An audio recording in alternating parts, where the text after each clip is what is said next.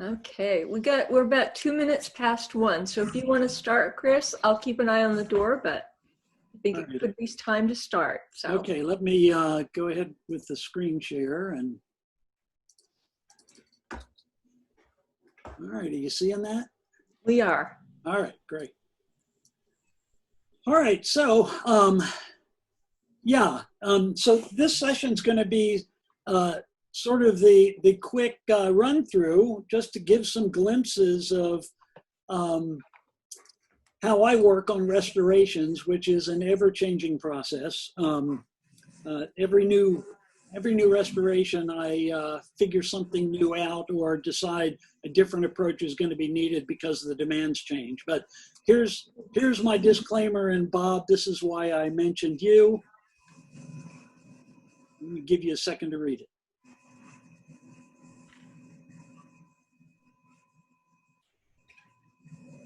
So that's why I said it might be another finger, but so you get to choose, and you're certainly fine if you want to hang around and just DQ yourself. There are plenty of other artist judges, so you choose. If you stay, fine. I'm perfectly happy with you being here because you're a friend, and even if you weren't a friend, I'd be happy with you staying. So your choice. Okay.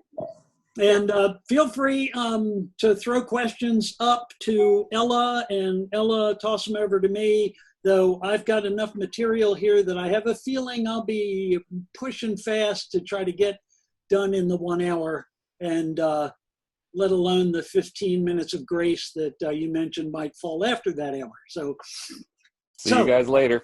All right. See you, Bob. Bye, Bob. A bit of a bummer, and I'm sorry for him that I had to do that. But the reason for that was that I didn't start screen capturing and documenting what I do until I was in this year's cycle. And I was starting to do small Zoom sessions back in the spring for, what was the name of that? QuaranCon. I did it first there, and I've done it for Maryland, and I've done 2 or 3 of these in different forms. But the screen, recording the screen while I work is a much better way to let people see, here's what I actually did. In a longer presentation, I'll draw that out a little bit and stop and start it. Here you're going to see just short little clips to give you a sense. Anyway, I got into this. I started pursuing the Master Artist degree probably somewhere around 2015 as I was finishing up the Master Photographer degree. And started early on. I was a wildlife photographer in a lot of what I did, and started with composite work with eagles primarily. But then very shortly I got into restoration work, and I was seeking projects to stretch my Photoshop skills. I'm sure all of you are very familiar with what's that like. You tackle a project and you reach out, you learn something new to solve this problem or that problem. At that point, I was getting occasional jobs and requests. I've been researching family genealogy for 30 years. 35 years actually, maybe closer to 40. And so that's a bit of a passion. I love the stories. I didn't know anything about either of my grandfathers. And unfortunately, along with that came very few photographs of those 2 men. So I had that itch, and that itch connected to this. And I'll say more about that in a minute. At some point fairly early, I got hooked on the challenge. When I wasn't shooting something, I'd be working on a restoration. Usually they were self-appointed, my own assignments. At this point, in just the past 6 months, I've had a regular stream of paid restorations coming in. They don't pay the mortgage, but I'm at the point where I'm doing them, enjoying them, I'm using them in competition and other things. I'm not doing them for the money because there are very few people that at this point see that they're willing to pay more than $150, $200 for a restoration. Big thing for me. I mean, submitting these as I go to competition, getting critiques, listening to judges as they challenge them. I was really excited when PPA added the restoration category, because that meant that people would be focusing on what does it take and how do we judge a restoration, because it's so different from other artist work. The purposes are different, the demands are different. And it's hard, if you're not familiar with them, to know how much work really went into the before, getting it from the before to the after shot. Still learning. That's part of why I love it. That's why I got into photography. That's why I've not tired of it. Like any of my other hobbies in my life, my kids used to say, after 5 years, you find something different because you get tired of it. Never gotten tired of photography, and don't think I'll get tired of this either, because I'm never going to know it all. I'm never going to feel like there's still something out there that I need to get better at. I like the getting better. So one point that I know all of us can identify with, the importance of prints. People's faces light up when you show them their damaged, cherished print that you've brought back to life. It's one of the main driving forces for me as to why I do this. This photograph you see here, if any of you know Danny Douglas, he's our president this year in Maryland, and he and I are good friends. And he brought me this. It was folded like 6 or 8 times. It was in a folder somewhere. After his mother died, he wanted to have it restored.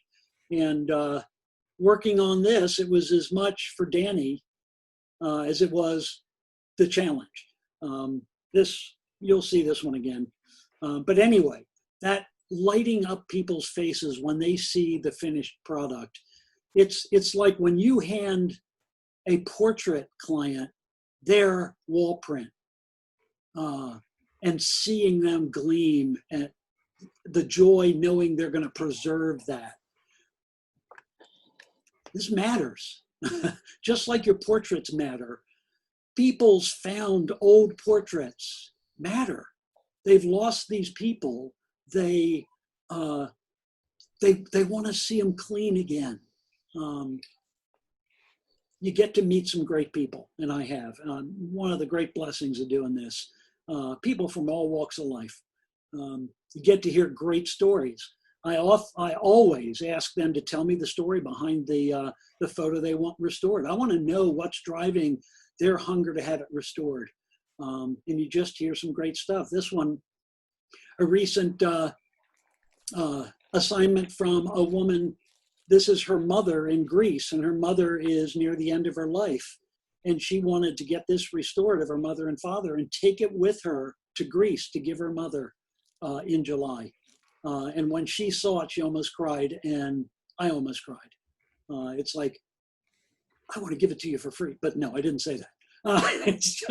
But it's that. You get to connect and contribute to those stories. In some cases, just knowing, see, I better keep up with. So let me mention a couple of these stories. I have downstairs right now what looks like a 12 by maybe 18 print of a family, and like a 20-year-old boy brought it to me a couple of days ago. And I asked him the story, and he said it's his whole family. He's the young baby with curls, and a number of the family members have passed, and it's the only photo they've got.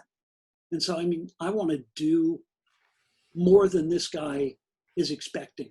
I want him to look at this and just be so grateful that he's got this photo restored and ready to put back on the wall. Another one, a client brought to me a photo of her uncle, who was a black cowboy back in the, I guess, 1950s. He had come back from the war, and I think he had suffered PTSD, and somehow he had come into a bunch of money, and he went out west and bought a ranch and bought a horse and just did it up. And this was a really damaged photo, the only photo she had of him. That's one of those stories. And then a couple of them you're going to see today are from my wife's ancestors. I'll say a little more about those when it comes, but I'm connected to that genealogy and to those people, and I know their descendants, and they're sweet people, and it means a lot to me to be restoring this photo because 5 of the men in the picture were her ancestors. Okay, so what's the target? What are we doing when we do a restoration? It seems probably obvious, restoration, we're restoring, but the dictionary definition, to bring back to or put back into a former or original state. It's restore, not reinterpret.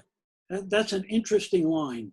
Well, the question probably comes to mind, well, what if whole areas of information are gone? Well, yeah, I'm going to have to reinterpret a little bit, but primarily what's there, I need to remain true to. So remain as true as possible to the original. And where details are lost, extrapolate from what remains or from historic equivalents. So that can lead to some fun searches. You go looking for clothing from the 1890s that might look like the dress or the woman's jacket that you're trying to restore. So you can bring in some realistic, appropriate data or imagery.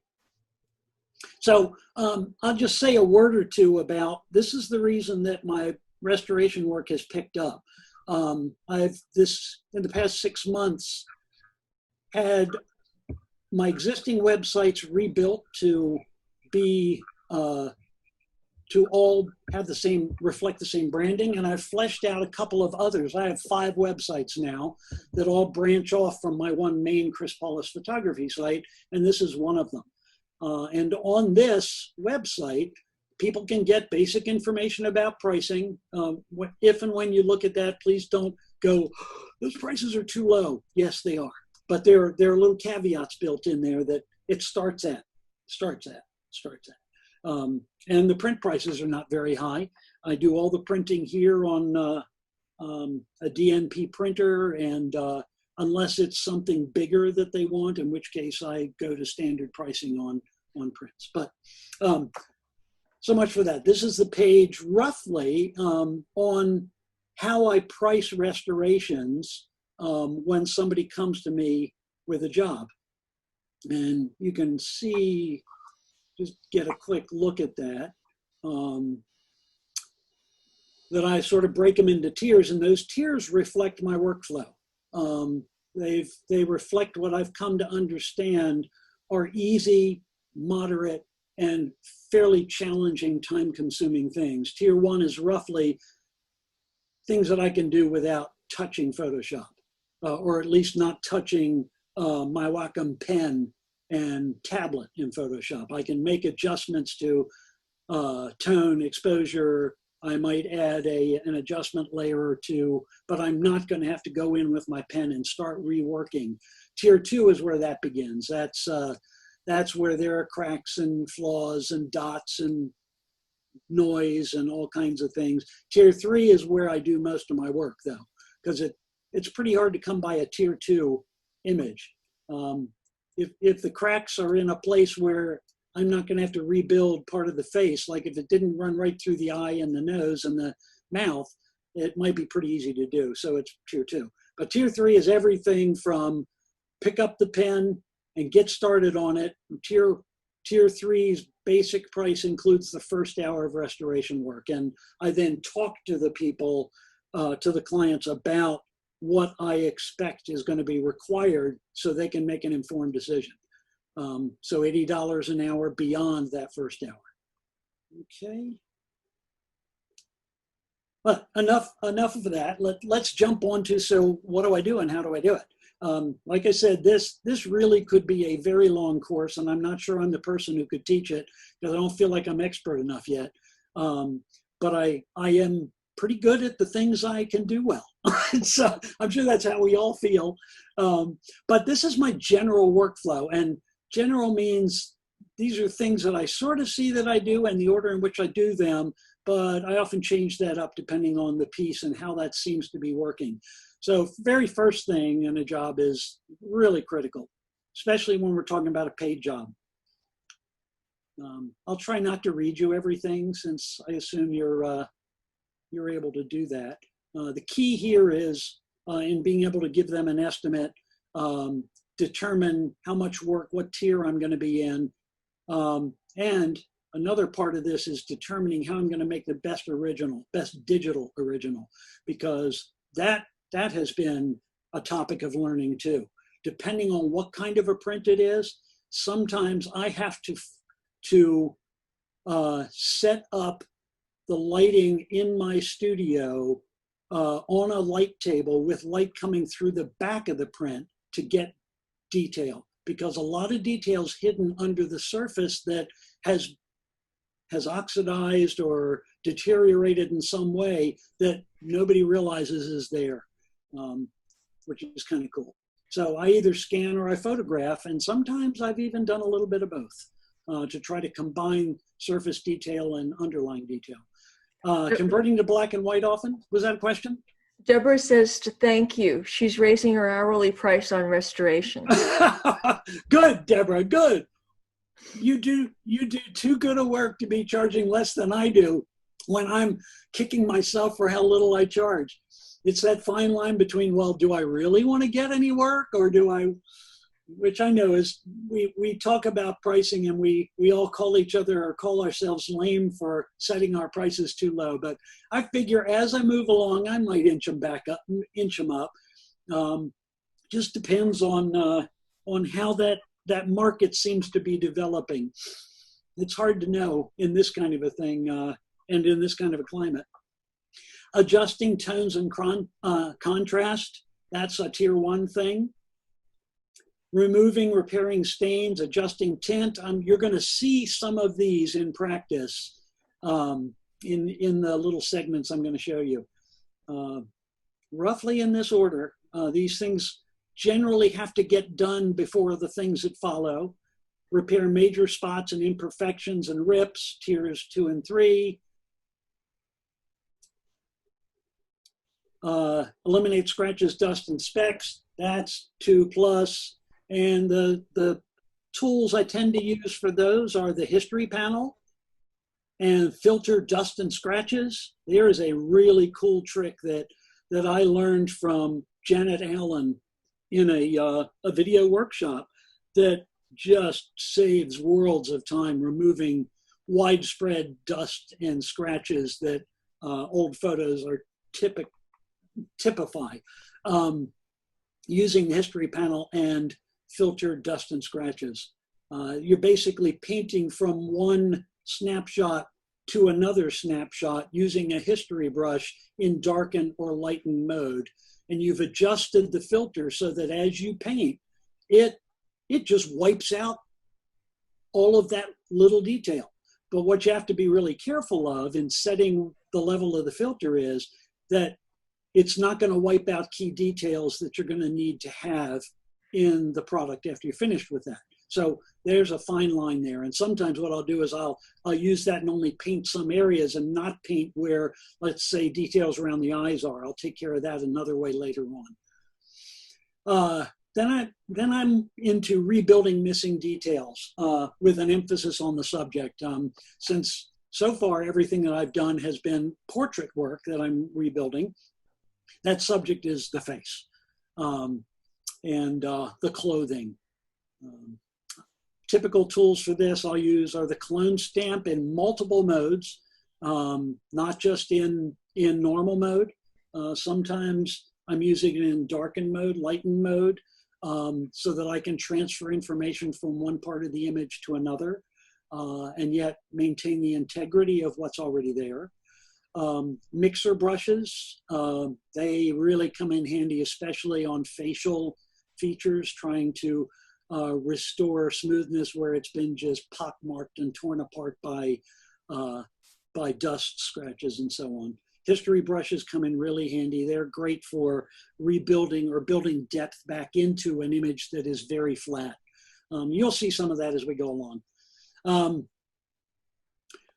Reconstruct faces, mixer brushes are primarily what I use there, but I use lots of other things too. Rebuilding the background is often late in the process for me. And there it's mixer brushes. One great resource for that is Michelle Parsley's course that she's running. Her use of mixer brushes and the technique are, they've really shaped the way I think about restoration.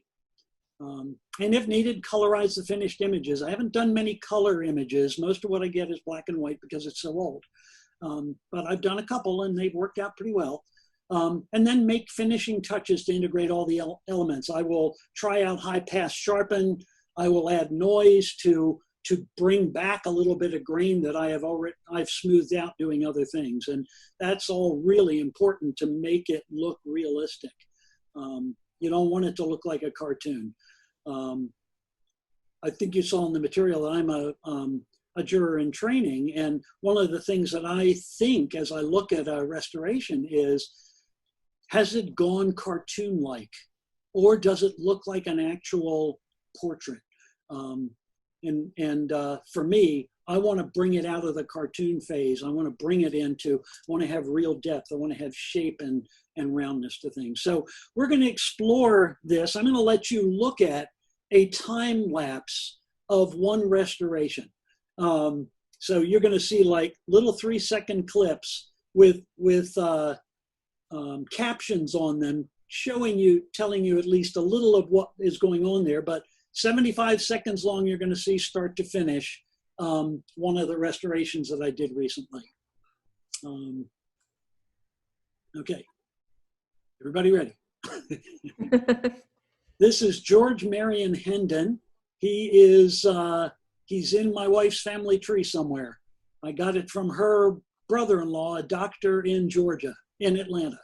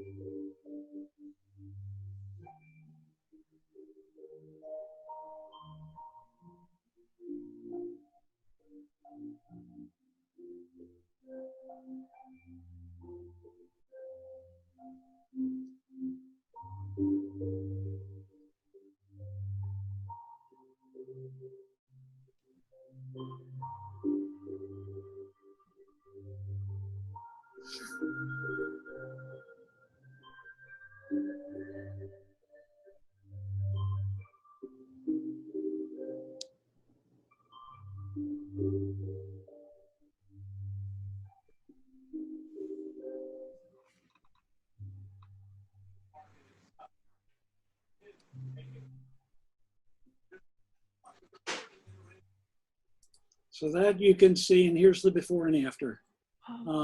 Pretty impressive. And you notice that a number of those screens, it was add texture, add texture, add texture, that I'll go through multiple layers of just building more and more texture in using filter, add noise. And this sort of greeny, tweedy sweater or whatever it is, vest on him, I went through multiple layers of adding noise with masks to paint in that texture. That's one of my favorite tools in order to bring things back. And I do that in the face too, because we know that skin's got to have texture to it. So a little bit of noise added. And if you're doing this on layers, it's easy to back down the opacity of that layer so that you can get the strength of the texture where you want it. So I will go a little heavy-handed on the texture and then back it down with opacity and even then mask it and remove places where I think we would see less. So sometimes, for instance, right on the edge of light and dark, I might go in and just mask in a little extra texture, because that's part of what happens when fabric bends. we see more texture right at the line between shadow and highlight. That's why this is so much fun. It's like, what's going on here? What technique can make this work for me? So yeah, George Marion Hendon, I put this into competition and called it "Who Stole My Cheese?" I don't know if that's going to last, but this may be one I'm sending to IPC. I'm not sure yet. I don't think it's going to be "Who Stole My Cheese," but I just thought he looks like such a scowler. But I know photographically people had to wait so long they couldn't hold a smile and have it look half decent. So people didn't smile for photos many years ago. So let's look at some originals. Here's where it's at least in your head can be a little more interactive. With this number of people, I'm not sure we can have people speak up. But what I want to do is show you some originals and have you think about just what are the challenges of this. I told you one of the first things I do is I analyze the original and decide what it's going to take to restore it. So in my pauses, I'm letting you look and think. I'd play music, but I'm not that competent at multiple-handed tasks. If you want, I mean, you can see as you look at it. Can you see my cursor moving around? yes, we Good. can. So, I mean, it's obvious here the big rip is a big deal. But look at all the little pencil marks and other things here that are going to have to get pulled out. The lack of contrast. Everything has lightened up and the contrast has gone down. And then there's this issue of the words that this picture that were written on this photo. I knew I wanted to restore what was said in that photo. I want to bring back depth in this tie. I want to put some texture in this sweater. Just FYI ahead of time, my finished product is from far enough back that I wasn't as happy with the texture in the sweater as I would be if I were doing it now. I'm not going to go back and redo it, but you'll notice when you see the finished product that that's the case. So here's the finished product. So you can see what I'm talking about here is that just looks too straight and too much like I just sort of painted it in there. You can see a little bit of clone tracking feel to it. I understand better now that I've been doing this a while how to not do that or how to shape it when I bring in that kind of a texture.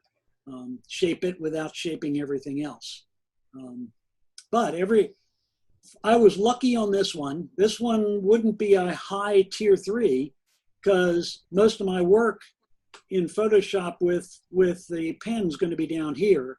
Up here, a lot of tonal adjustments, cleaning up this mess was part of it. I did some, with history brushes, sharpening in the eyes, adding shadows and highlights, and those kinds of things are all really important. Sometimes I paint in a little more in the eyebrows with a multiply history brush. I will increase the darkness. That's how I do the edges of the eyes. That's how this will be a screen brush, history brush that brings whiteness out of the highlight. So, okay. This one was a former teacher colleague of mine, her parents. This one's been through competition. I don't think I'll be sending it any further than it's been, but you can see the kind of damage on this. When I first encountered this, I did not have a technique that I now have that would have saved me worlds of time on this discoloration or staining that came from tape being on the photo. There's an easy way to get rid of that, or make it easier to get rid of anyway. There's the end product. This was the photograph that what you're seeing over here on the left, none of this detail on the floor was visible in the picture. I had to light this one from behind and all of a sudden this floor emerged. And that gave me what I needed to go on and build this.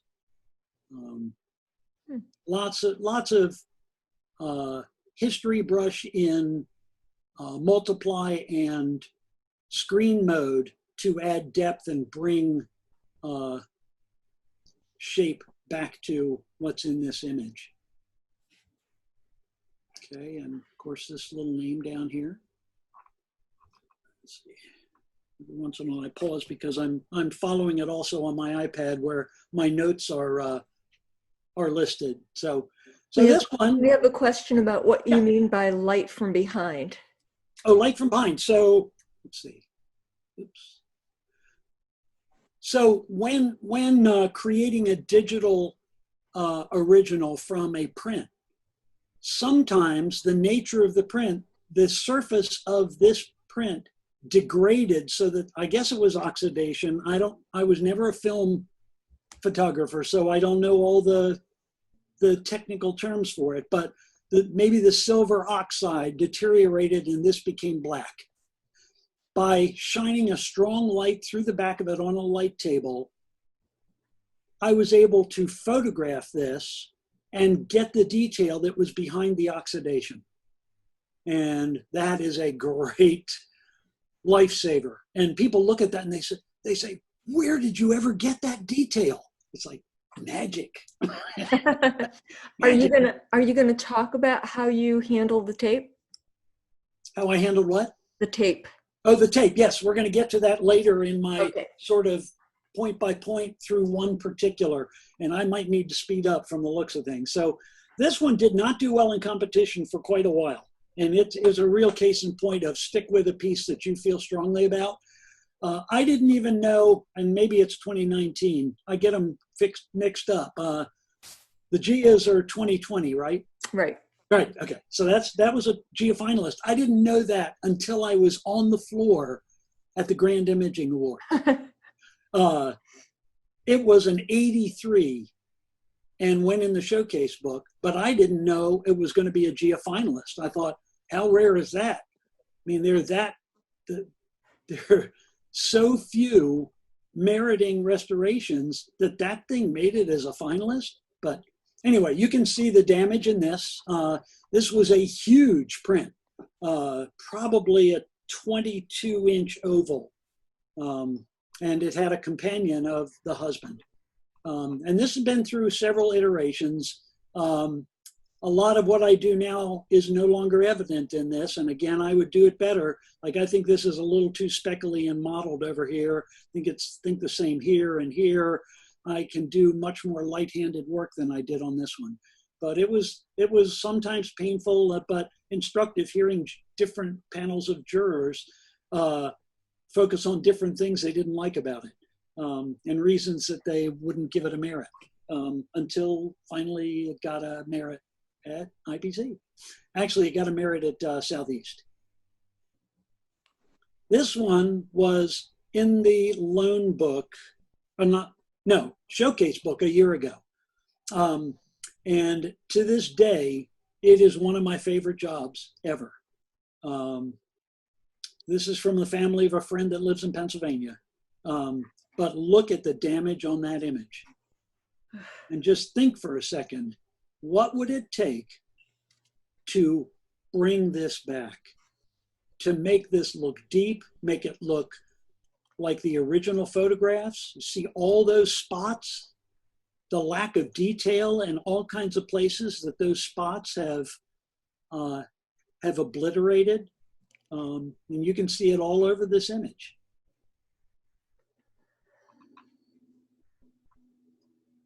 There's the finished image. So it made it to the showcase book, but it didn't go loan.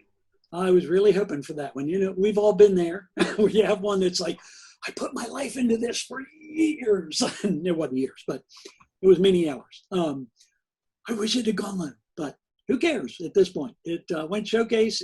I'm incredibly proud of it. I still love it to this day. There are very few things I look at in it and I say, gee, I wish I'd done that differently. I'm generally pretty pleased with that. So now what we're going to do is we're going to walk through a current project. Current in the sense that the first time I did this presentation, I was still working on it. And yesterday and today I had to go back in because I finished it. At least finished it in the sense that I'm sending it to IPC. And it has done quite well in some other competitions. The title of this is The Ordination of A.C. Eliot. A.C. Eliot is this guy right here. and he is my wife's great-grandfather.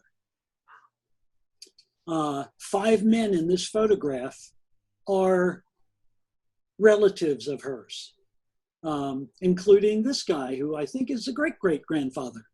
I forget his name. Doesn't matter.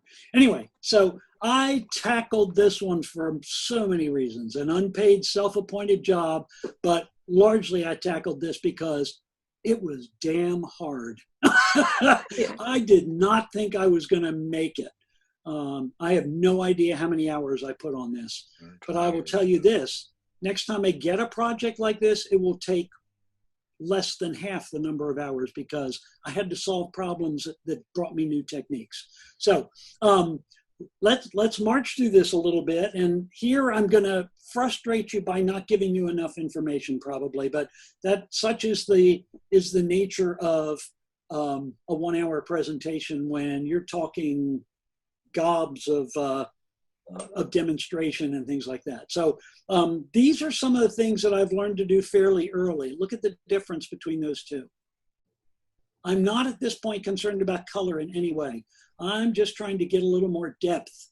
So I start with one of the most generic of tools, a levels adjustment, and by channel, adjust the colors, because often in an old photo, colors deteriorate in different ways. And what I want to do is get them to where I feel comfortable with where all 3 channels are, so that I can then move to black and white. Because otherwise, if I haven't brought those channels up to where they are sort of all doing their work the same way, and I convert it, I may have more work to do. Does that make sense? Mm-hmm. Hue saturation level. So I went from this color image to then in hue saturation. I click the colorize button. You're going to see this actually in play in a moment. And I adjust the saturation and the hue in that panel. And the goal here is to now look at what happened to the color of the tape. Bam. That's getting rid of that color. Because if you imagine staying with it in this color, trying to repair that, this instantly puts them all in the same color, because you've colorized and you make adjustments to hue and saturation. So I want to let you see this. This, I think, is my first little video. So watch how this goes. Let me, it may be a little too small up here. I've already opened, oh, there's the levels panel. So you'll see me open a hue saturation and then look over here as I make adjustments. There's no sound to this, so I'm going to talk as we go. So you can see I'm adding the hue saturation layer. It's up there. I come over here, click colorize, and look at what it did. Now you can really see a little of where the colors are functioning. And I'm shifting the hue to make it sort of where I want that hue to be. Since it was a sepia kind of print, I'm trying to get it into that zone. And then I'm going to work on the saturation a slight bit, bringing that down. Okay, I think that ended that little bit. Oh no, we still got more to go. I think I did it a couple of times. It's still running. And then I mess with the lightness, see if that's going to do it any good. These technical terms, mess with. Yeah. You can tell I was an English guy. Okay, stop recording. Saw at the top of the screen. Okay, so even out color, remove tape scars. Then the next thing, I do this over and over again throughout a restoration. I start to think, man, that's looking like I've muddied things up a little bit. I need to bring back some contrast, and I'll do a curves layer adjustment. Okay, and then the next thing, and look, I'll toggle back and forth so you can sort of see what went on between those 2 screen grabs. I've done some sort of just major, and most of this is what most of us would think of. I'm using a healing brush for big isolated scratches and spots. And sometimes I'm using the clone stamp in various modes to brush something out or to clone from one area to another. Okay, so you can see, especially down on that ground isn't looking great, is it? You can see clone tracking down here. I'm not worried about any clone tracking at this point because I know I can come back and get rid of that, fix it later. I'm just trying to make some progress with this. So I'm going to go back and forth again. This is, you can see it tackling different areas and bringing them out.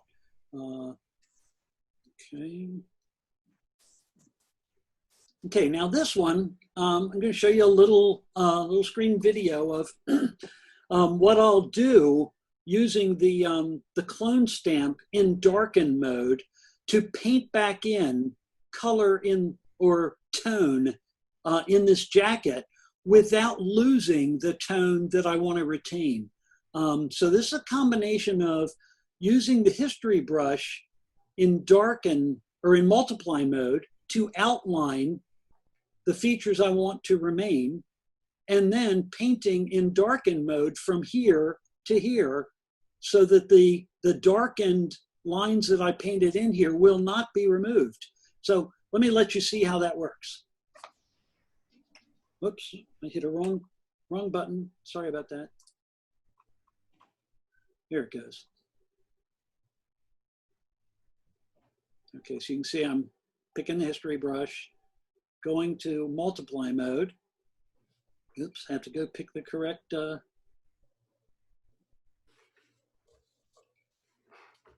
You can see I'm sort of painting in.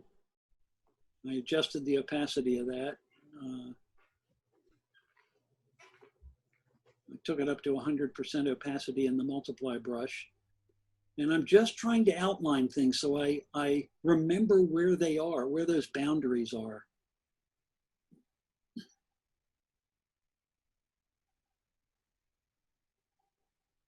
And some of them are not even right. I mean, I think I come back and repair them later, but the idea here is just to give a sense of where the boundaries of those articles of clothing are, because the beauty of that is we will from here go to the clone brush or the clone tool in darken mode. And the way darken mode works is that you're cloning from one area. So let's say it's this darkness, and you're going to paint it up into here, which is a lighter color. But when you paint this color up over here, this is darker, so it won't affect that at all. This darkened area will just paint what is lighter than itself. So that was another sort of fun conclusion to draw, realization to make that could save me some time, because it can be really hard trying to rebuild the same kind of feel here that we have here. So now here we are in the clone tool. We're in darken mode,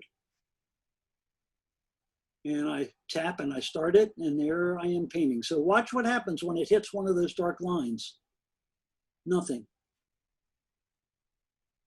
So all I'm doing is filling in from down here that tone up here. And wherever I had painted in a darker line, that line remains. Sometimes I use it the other way around. I'm painting something light over something dark, and I've got a highlight I painted in that I want to remain. Okay, this is, whoa, we're at 145. All right, you get the idea of this. I think I might jump on beyond it. Let's see if I can jump forward a little. Yeah, let's jump through the process. This is what I like to call Julia Child's version. If you ever remember her or any other cooking show, they talk about what they do and they jump ahead and pull it out of the oven and show you what it looks like at different stages. So here I'm painting in a little bit of detail, and I'm using a bit of a spongy brush. Anyway, so you got the idea. So that fast, I'm able to get this color up into there. And again, there'll be lots of flaws. There'll be lots of little things that copied. You see all kinds of clone tracking. I can get that out of there later and pretty easily. So rebuilding jacket tones is part of what you saw me working on. and background, just rebuilding a number of things. Rebuilding siding, continuing. So there's that jacket tone. So there was one, I think I did multiple recordings of that. So look at the jacket of the seated man. There's where I used a lighten brush to bring some of that back.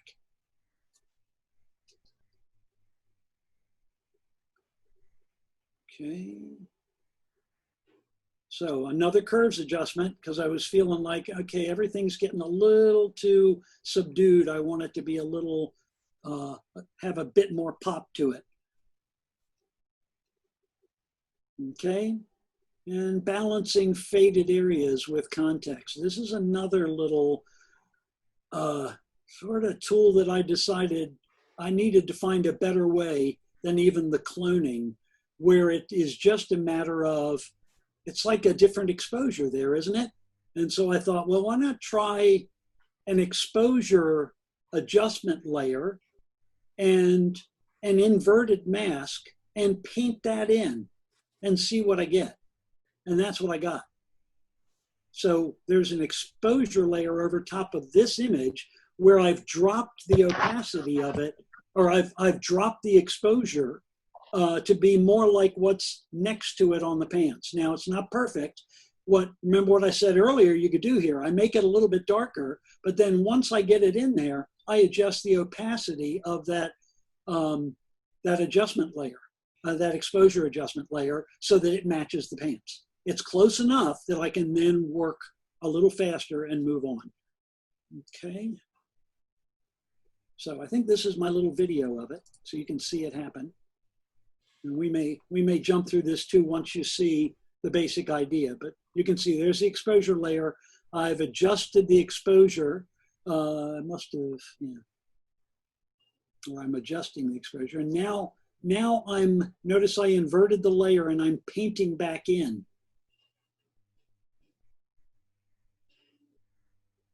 Now up here, I actually made it too dark. So I had to go back and switch the brushes and paint that back out as I went along. But we're going to jump a little bit like we did before.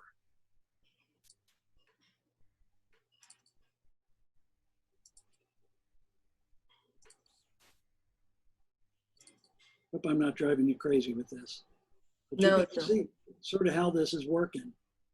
And it's revealing some blotches that I'm going to need to get rid of, which is fine. That's part of what happens. Look at the hat. The hat's kind of cool. You're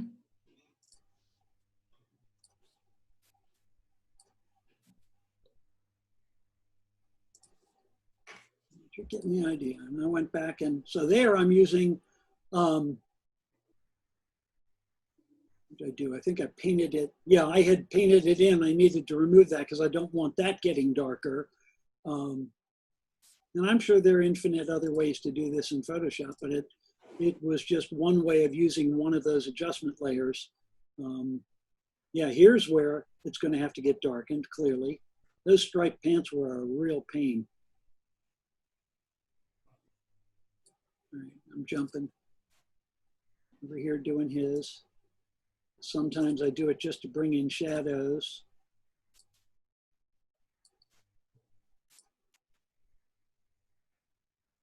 Okay, is it?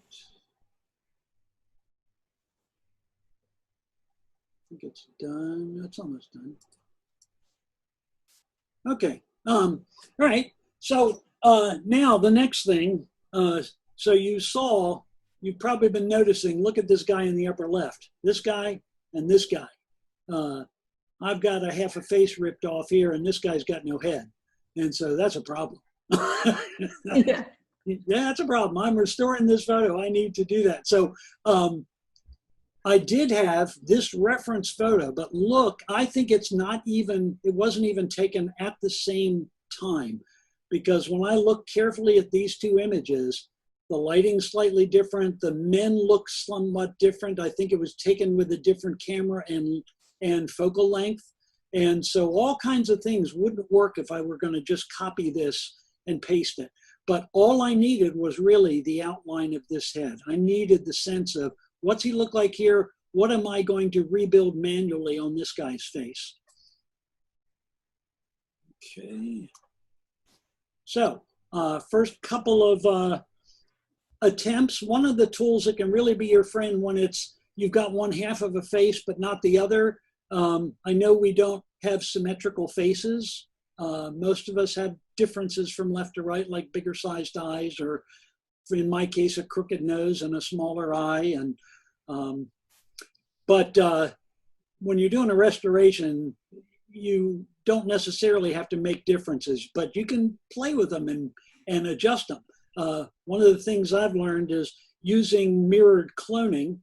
Do I have this? Let's see if this is, yes, it's a video. So I tried some mirror cloning on this, and you'll see a little of what I tried to rebuild. Oh, what I ought to tell you is notice I'm also, I'm using current in below, and I'm working on an empty layer. So I'm having the clone take from down in the image below it and paint it on a layer above it. That gives me all kinds of flexibility after I clone it in. For one, it hasn't changed anything about the original face, but if there's anything I don't like about it, I can easily erase it. I can also reshape it. I can warp that layer and make the eye bigger if I want. I could use liquify, and it's only affecting that side of the face. Let's jump through this one. I think that was too long a video, but you can see part of what I'm doing. I'm trying to rebuild his beard at first. I'm glad I'm able to click on these and jump forward. So I'm working my way around the edges, and in the end, I didn't really like what I did to his head, and I had to go look at, but I'm trying, I think I'm cloning somebody else's ear onto him right here. Cloned his eye. Now the angle's a little off, so I end up doing other things to it. His head's not turned toward the camera, but when you do mirrored cloning, it makes it look like it is. But sometimes it's worth that try. But the key for me is I really encourage that you do that on an empty layer above it, so that you've got, you can do work on just what you painted or cloned separately from the image that you're trying to rebuild it on. Call it the mask of the face. You're then going to shape that mask a little bit before you combine those layers or create a whole new layer with everything below it. So now we'll just look at some progress slides, and I think we'll run over a little bit, but I think we're going to do pretty well here. Not so happy with the first attempt on the guy on the left. Then I ended up pulling in, and this is pretty far down the line. I brought in the image from that other photograph, the reference photo, and thought the best way I'm going to do this is select that, copy and paste it in here, and then rebuild it here, which is what I did. So the difference between this one and this one, notice all those color adjustments that I made before, I made here too. And you're going to see a lot of other differences in this particular one. I began with the blurry version from the reference photo and worked it to match the other faces in exposure, contrast, and detail. And then it also, this photo, look at the clothing as I go back and forth. You can see all kinds of changes in the clothing, in the window in the back. I'm not even sure this is my newest version. It's close. But the texture down in the ground, because at first that looks cartoony down there at the bottom, and really needs some texture in it to look like real ground. Look at the detail in the faces of the man seated, for instance. And the clothing. Lots of texture brought in all over there. One of the things I did on the striped pants, I did a clone to a new layer and puppet worked those pants to try to reshape them a little bit. That's something I want to do more of, because I think that could be a real powerful tool.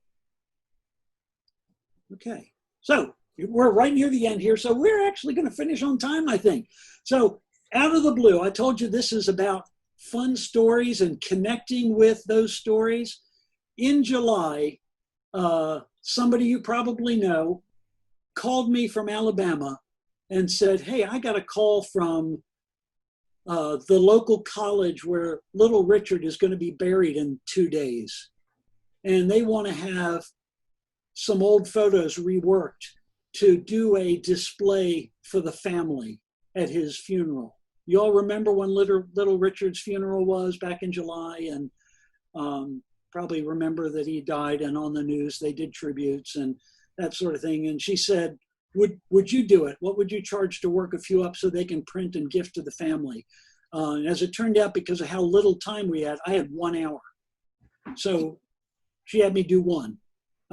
Now, before I show you this, I spend lots of time on my restorations. This restoration is not one I'd be happy with in competition, but I had 1 hour and I wanted to give them what I could give them. Trying to do this in an hour is a stressor, but here it is.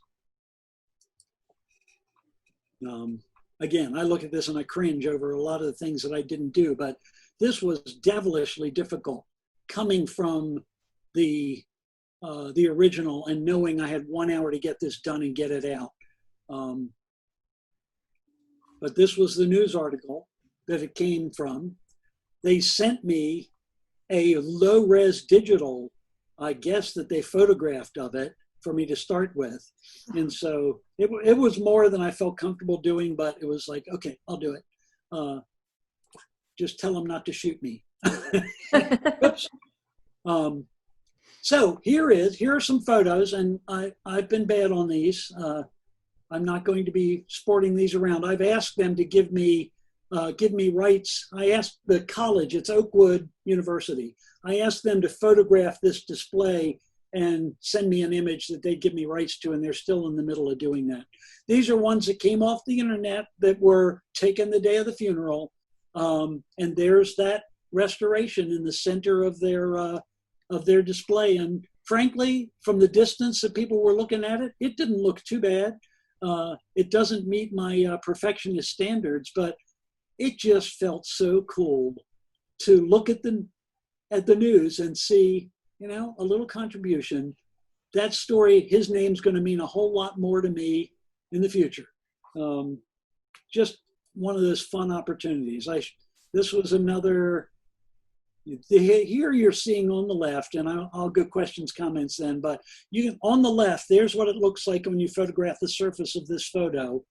And on the right, all this detail was underneath all of that oxidation and available to me to restore that photo. So that made this job a whole lot easier than it was. So questions, comments, nasty statements, trivia? You have one from Connie Sanders. She's asking if you showed the close-up detail as a guide image on the one with the family, your favorite image there. You had the close-up shot next to the before shot, and she was wondering if you showed both on the guide images. Both on the guide images. It was the one. No, I did not. Okay. What you saw in that final pane like this one, two equal next to each other, that's the way they were. And probably, maybe I should have done that. Maybe I should have done a blow up so that they could see all the speckling that was throughout the image. Yeah. I'm doing that a little more now. I think I've done that a little with the A.C. Elliott ordination picture. Because, you really want to do everything you can to help jurors who are having to think fast. Want them to see how much damage was there so that they appreciate how much work had to be done. Exactly. Good question. Aileen just said that it sounds so simple once you point it out, but she never would have thought to do that in reference to using History Panel with the different blend modes. Yeah, those are amazing. Yeah, and how you did the exposure with the tape as well. Nice job. The color adjustment is an important part of that. Having to adjust that color and get it into the same hue makes the job easier. Feel free. Come out of screen share, so I'm. Okay. Yeah. Feel free to unmute yourselves if you'd like to ask a question.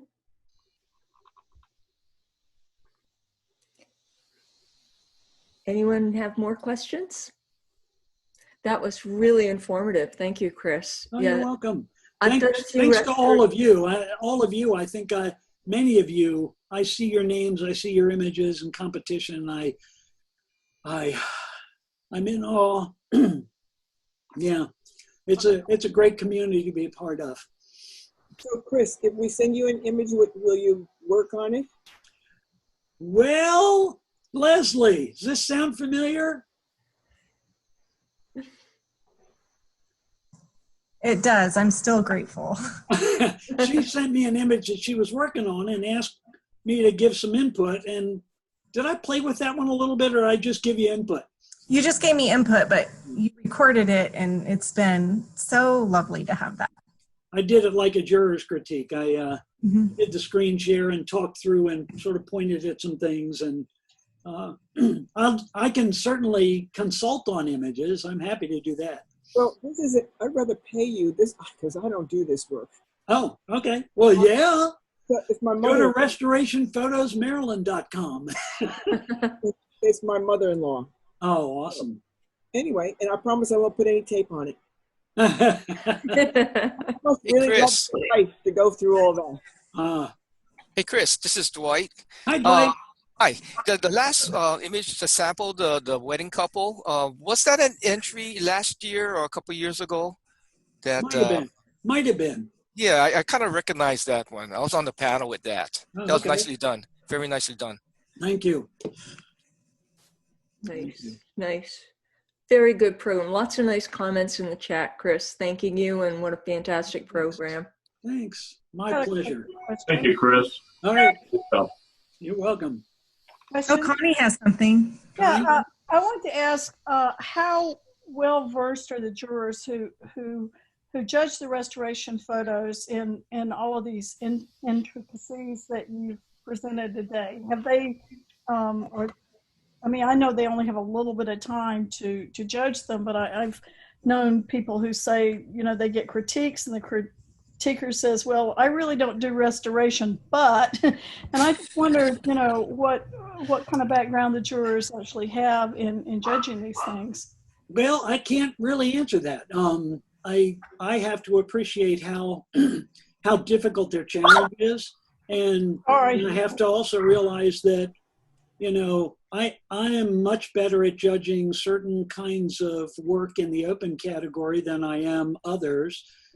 There's where the jury operating as a team comes in handy, and I think as the restoration category gets its feet on the ground and jurors become a little more accustomed to it, we're gonna feel like, hey, there's some real insight we're getting that maybe we weren't hearing before. I'm certainly not in a place to judge a juror, that's for sure. Because and think of it, they've got to come up with an opinion in 10 seconds or so. And if I haven't helped them enough by not giving them that Zoom perspective, that was a real eye opener for me today. That maybe I didn't help them see what I wanted them to see. So I guess that's on us. You know, I can assure you that the jury panel, especially in master artists, they're very competent. They earn their degrees to get to that judging position, and they do take a little longer. The best I can suggest is have really good guide prints. And when we see good guide prints, you can actually see how much work was put into, especially a lot of difficult things, especially some of the restoration Chris just showed. Those were good guide prints. you know, as a juror also, along with Dwight, because when we judge all these things, all these, and my wife Sherry has made a point of saying that when Judge Photographic Open, we're looking at the Ferrari completed, and when we're looking at Master Artist, we're looking at the steps, how the Ferrari was made. So that's a key point is that maybe as a juror that we don't see all the information, we can't see how they got to that point, and there's information lost. We're maybe overwhelmed by the image in the process of how it got there. It can be a challenge. And Chris, you do an amazing job on these restorations, so thank you for sharing all that. Thank you. Very nice job. Yeah, great presentation. Thank you. Well, thank you, everyone. We're going to ask just the board members to stick around. Everyone else, thank you for coming and hope to see you. We're not having one next week because we don't want to fight with the Texas school, right? Texas reigns. So we are taking next week off and we'll be back with Gail Nogle on September 10th. Hope to see a lot of you there. Thank you Bye, all so everyone. much. Thank you, Bye-bye. guys. Thank you, Chris. Bye-bye, Bye. everyone. Bye, John Powers. Thanks, Dwight. Bye.